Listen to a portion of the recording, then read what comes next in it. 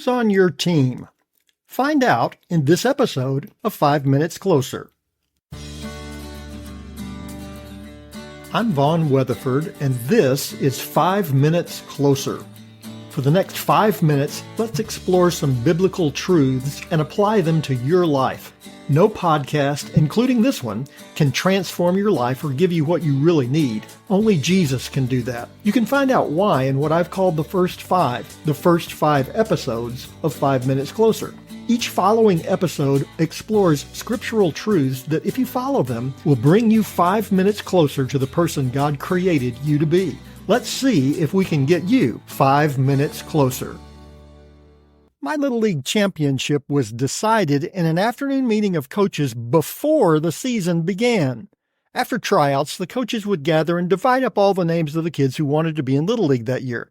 The process was supposed to make all the teams equal in talent. Let's just say that some teams were a little more equal than others. I don't know exactly how the draft worked, but all the guys who could play ended up on one team. I think the coaches were looking ahead to the city championship, but whatever the case, that meant the rest of us were on teams still trying to figure out which hand wore the glove. The first week, all we had to do was ask, "Who's on your team?" Everyone knew immediately who was going to win. The nation of Israel was in a desperate situation. They were blocked by the Red Sea to the east, the mountains to the south and west, and the Egyptian army to the north. They came to Moses seeking what they should do.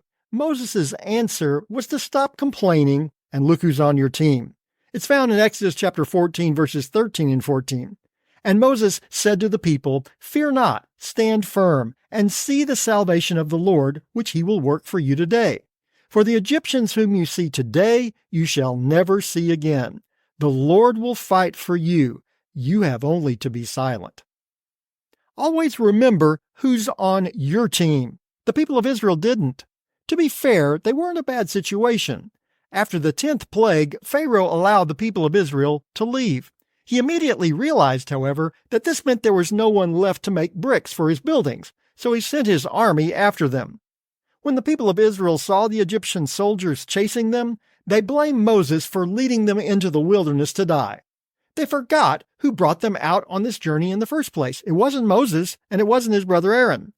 It was the one who caused the Nile River to turn to blood, the one who saved their families when every other family lost its firstborn, the one who had done what was not possible for them to do.